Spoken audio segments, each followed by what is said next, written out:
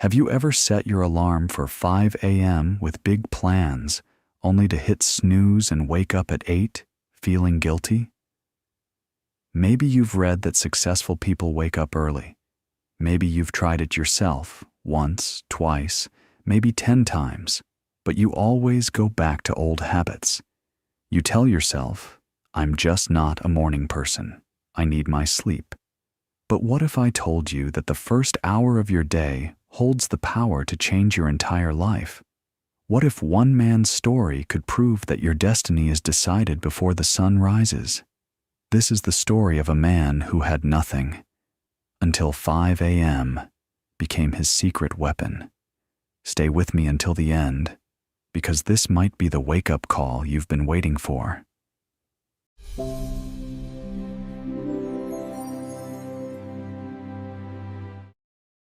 In a small industrial town where factories hummed day and night, there lived a 32-year-old man named Thomas. Thomas worked as a night security guard at a textile warehouse. Every evening at 8 p.m. he arrived at the gate. Every morning at 6 a.m., exhausted and drained, he went home to sleep. His salary was barely enough. He lived in a tiny one-room apartment with a broken fan, a mattress on the floor, and a single light bulb that flickered when the power was low. His clothes were old. His shoes had holes. But more than physical poverty, Thomas suffered from something deeper. He felt trapped. Every morning, as he walked home past the sleeping town, he saw other people's lives through their windows. Families having breakfast together, children preparing for school, men in clean shirts heading to office jobs. And Thomas would think, will this be my life forever? Walking home while everyone else is waking up to their dreams. He had tried to change. He applied for better jobs, but with only a high school education, every door closed. He wanted to learn new skills, but after working all night, he was too tired to do anything except sleep. His mother, who lived in the countryside, would call him once a week. Thomas, my son, when will your life get better? I'm getting old. I want to see you succeed before I die. Thomas would force cheerfulness into his voice. Soon, Mama. Soon. I'm working on it. But he wasn't, because he didn't know how. The truth that haunted him most was this. He wasn't lazy. He worked hard every night, walking miles, staying alert, doing his duty. But hard work alone wasn't changing anything. He was working hard in a life that was going nowhere, and every morning, as he collapsed into bed around 7 a.m., sleeping until 4 p.m., he felt like he was living backwards. The world moved forward while he slept through it. One thought kept returning, like a whisper he couldn't ignore. There has to be another way. But what? One cold Tuesday morning in November, Thomas's phone rang just as he was leaving work. It was his sister. Thomas, you need to come home. Mama collapsed. She's in the hospital. His heart stopped. He took the first bus to his village, a 3-hour journey that felt like forever. When he arrived at the small rural clinic, his mother was in bed, weak but conscious. The doctor said she had fainted from exhaustion and stress. She needed rest, better food, and medicine they couldn't afford. His mother held his hand, her voice barely a whisper. Thomas, I don't have much time left. Please, my son, don't waste your life like I wasted mine. Find a way. Promise me. Thomas sat beside her bed long after she fell asleep. He looked at her wrinkled hands, hands that had worked in fields for decades, just like he worked through nights, both of them struggling but going nowhere. Something inside him cracked, not with sadness, with rage at his own helplessness. He stepped outside the clinic into the pre-dawn darkness. It was 5 a.m. The village was still asleep, but a few farmers were already walking to their fields. Birds were beginning to sing. The air was cool and fresh. And in that moment, standing in the quiet dawn, Thomas made a decision. "No more," he whispered. "I won't live like this anymore. I don't care what it takes. I will find a way." On the bus ride back to town, he noticed something. Sitting across from him was a man in his 50s, well-dressed, reading a book. Peaceful. Thomas recognized him. Mr. Chen, a successful businessman who owned several shops in town. What shocked Thomas was the time, 6 a.m. A successful man traveling on a regular bus at dawn. Thomas gathered his courage. "Excuse me, sir. Why are you on this early bus?" Mr. Chen looked up and smiled. "Because I wake at 4:30 every morning. I use this time to read, think, and plan my day before the world wakes up." "But don't you need sleep?" "I sleep at 9 p.m., 7.5 hours. "Enough?" Mr. Chen studied Thomas's tired face. "You work nights?" "Yes, security guard. And when do you sleep?" 7 a.m. to 4 p.m. usually." Mr. Chen nodded slowly. "So you're awake when the world sleeps, and asleep when the world works. No wonder you're stuck." He leaned forward. "Young man, let me tell you a secret that changed my life 30 years ago. The hours between 5 a.m. and 7 a.m., those are magic hours. That's when you can build the life you want while everyone else is still dreaming." Thomas felt something stir, a dangerous thing called hope. "But how? I work until 6 a.m. I need sleep." "Then change your sleep. Sleep when you get home at 6:30. Wake up at 11:30. That's 5 hours, enough to survive. Then live your real life when the world is awake. And if you can shift to day work eventually, wake at 5 a.m. Always. That's the secret." Mr. Chen wrote his phone number on a card. "If you're serious about changing your life, call me. I'll show you what to do with those morning hours. But only if you're serious, because it requires discipline most people don't have." The bus reached Thomas's stop. He looked at the card in his hand and made a promise to himself. "I'll do it. Starting tomorrow." That evening, Thomas did something he had never done in his life. He called Mr. Chen the next day at 11 a.m. For the first time in years, Thomas was awake during daylight on a weekday. He met Mr. Chen at a small cafe. Mr. Chen looked at him with approval. "You actually changed your sleep schedule. Good. Most people talk. You acted. Now I'll teach you what to do with your mornings." He took out a notebook and drew a simple diagram. "Thomas, imagine your life is a house. Right now your house is dark, cold, and falling apart. Why? Because you never work on the foundation. You're too busy surviving." He drew a simple house. The hours from 5 to 7 a.m. That's your foundation building time. While everyone else is asleep or just waking up, you're constructing the future. 2 hours every morning. That's 14 hours per week, 60 hours per month, 730 hours per year. He wrote the numbers clearly. That's the equivalent of 91 full workdays, just from waking up early. In 1 year, you get 3 extra months that everyone else wastes sleeping. Thomas's eyes widened. 3 months. Here's what you do with those 2 hours. Mr. Chen continued. This is not negotiable. This is the system. Hour 1, 5 to 6 a.m. Build skills. You spend this hour learning something that will change your economic situation. Not watching TV, not scrolling your phone, learning a skill, a language, a trade.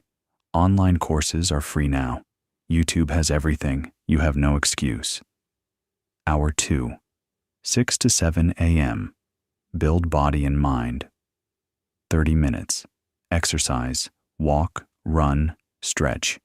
Your body is your vehicle. If it breaks down, you have nothing. 30 minutes. Read, plan your day, or apply what you learned in hour 1. Thomas wrote frantically in a borrowed notebook. Mr. Chen added 3 rules.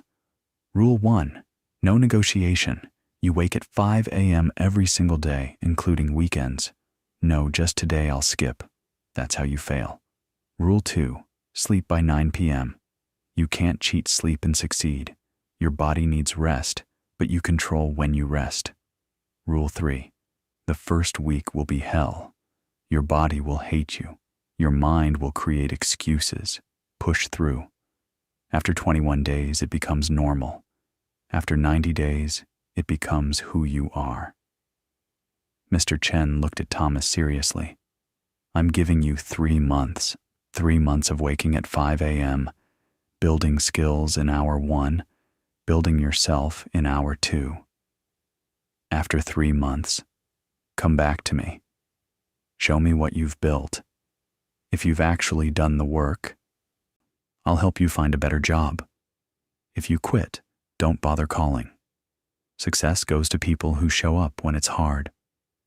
Thomas felt the weight of the challenge, but also, for the first time in years, he felt something else. Purpose. I'll do it, he said. I won't quit. We'll see, Mr. Chen said with a knowing smile. Everyone says that. The next morning, Thomas's alarm screamed at 5 a.m. His entire body protested. His mind whispered, just 1 more hour. You're so tired. But he remembered his mother's face in the hospital, Mr. Chen's challenge, his own promise. He threw off the blanket and stood up. The first week was agony. Thomas dragged himself awake each morning, his body aching from lack of sleep. At 5 a.m., while it was still dark, he sat at his small table with his phone, watching free Excel tutorials on YouTube.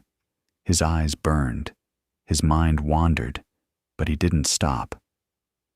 At 6 a.m., he forced himself to walk around his neighborhood for 30 minutes. Then he read articles about accounting, a skill he had chosen to learn because every business needed it. By 7:30 a.m., he went to bed, slept until 2 p.m., prepared for his night shift at 3 p.m. The cycle repeated. It was exhausting. It was lonely. Nobody understood why he was doing this. But something changed around day 20. One morning, Thomas woke up at 4:58 a.m., 2 minutes before his alarm. His body had adapted, and for the first time, he didn't feel resentment. He felt ready. The Excel tutorial started making sense. He was learning formulas, data analysis, and basic accounting principles. He completed his first online certificate. His morning walks became something he looked forward to. The sunrise, the quiet streets, the feeling that while everyone else was sleeping, he was building. By the end of month 2, Thomas had completed 3 online courses in accounting and Excel. He had lost weight from daily walking. His mind felt sharper. His confidence grew. People at work noticed. Thomas, you look different, healthier. What changed? He smiled. I'm changing my life, 2 hours at a time. In the 3rd month, Thomas applied what he learned. He created a simple Excel spreadsheet to organize the warehouse inventory, something his company had never done properly. He showed it to his supervisor. The supervisor was impressed. Thomas, how did you learn this? I wake up at 5 a.m. and teach myself. Word reached the warehouse manager, then the owner. On day 87 of Thomas's 5 a.m. journey, his supervisor called him into the office. Thomas, we're expanding our accounting department. We need someone who understands our warehouse operations and has basic bookkeeping skills. The job is yours if you want it. Day shift, double your current salary. Thomas stood there speechless. 3 months ago, he was a hopeless night guard. Now he was being offered an office job. When do I start? He managed to say. Next Monday. That evening, Thomas called Mr. Chen. Mr. Chen, I did it. 90 days I never missed a single 5 a.m. wake up. And today, I got promoted. There was a pause. Then Mr. Chen's voice, proud and warm. I knew you would. You had the look of someone ready to change. Now remember, don't stop waking at 5. That's not a strategy. That's your life now. I won't stop. This is who I am now. 1 year later, Thomas had become the company's lead accountant. He had saved enough money to move his mother to town, get her proper medical care, and rent a decent 2-bedroom apartment. Every morning at 5 a.m., he still woke up. Not because he had to, but because those 2 hours were sacred. That's when he learned new software, read business books, and planned his future. His co-workers would ask, Thomas, why do you wake up so early? You've already succeeded. He would smile and say, success is not a destination. It's a daily practice, and mine begins at 5 a.m.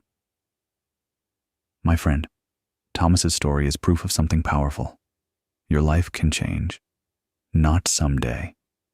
Not when circumstances improve. Right now. Starting tomorrow morning at 5 a.m. Here's what most people don't understand. The difference between where you are and where you want to be is not talent. It's not luck. It's not even hard work. It's how you use the time when everyone else is sleeping.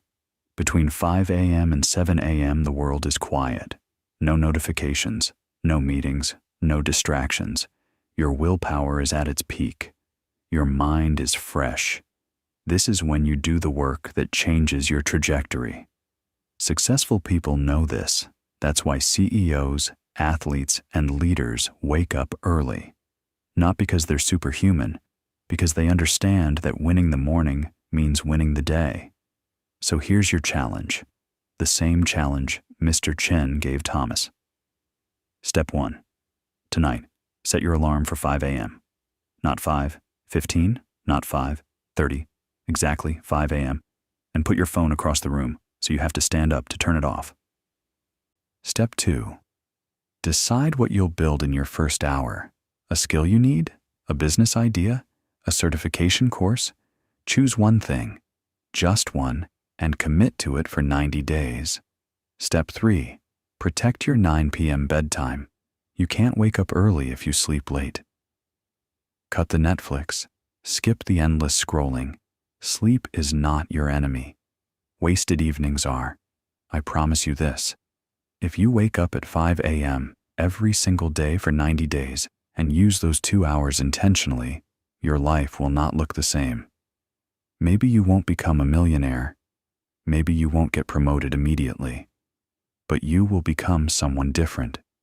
Stronger, more disciplined, more capable.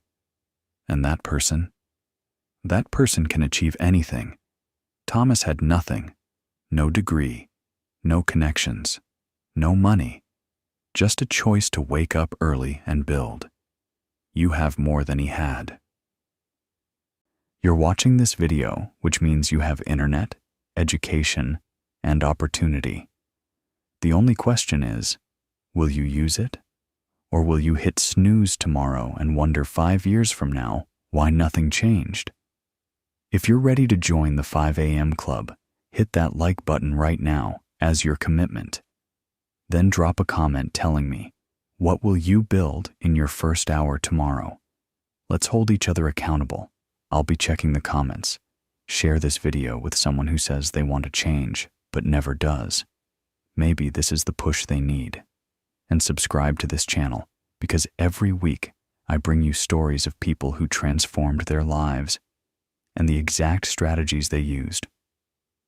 Remember Thomas's words, success is not a destination. It's a daily practice. And that practice begins tomorrow. At 5 a.m., will you be awake? Your future self is waiting on the other side of that alarm clock. Don't make them wait another day.